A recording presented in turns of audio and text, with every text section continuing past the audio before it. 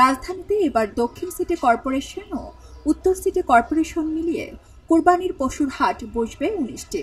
এর মধ্যে ঢাকা দক্ষিণ সিটি কর্পোরেশনে 9টি এবং উত্তর সিটির 10টি স্থান নির্ধারণ করে দরপত্র আহ্বান করা হয়েছে।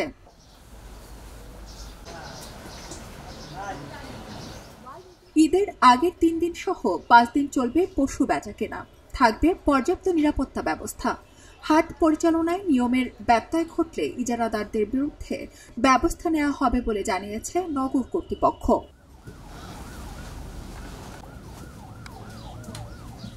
কোরবানির ঈদ আর বেশি দূরে নয়।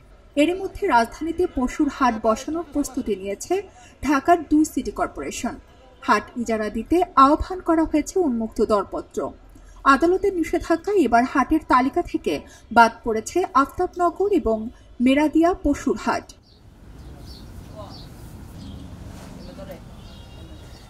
গাবতলী স্থায়ী পশুর হাট এবং বস্তিলা, মিরপুর, খিলক্ষেত, বাড্ডা সহ উত্তর সিটিতে হাট বসবে 10টি।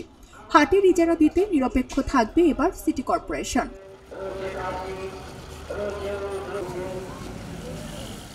অন্যদিকে উত্তর শাহজাহানপুর মৈত্রী সংঘ ক্লাবের খালি জায়গা, সাদেক হোসেন খোকা মাঠের খালি জায়গা সহ দক্ষিণ সিটিতে 9টি হাট বসবে।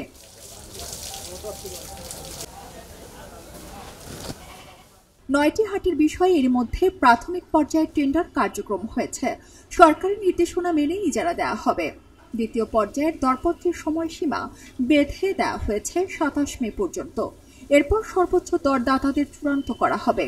নিয়ম কানুন মেনে হাট পরিচালনার ক্ষেত্রে কঠোর অবস্থানে থাকবে সিটি কর্পোরেশন।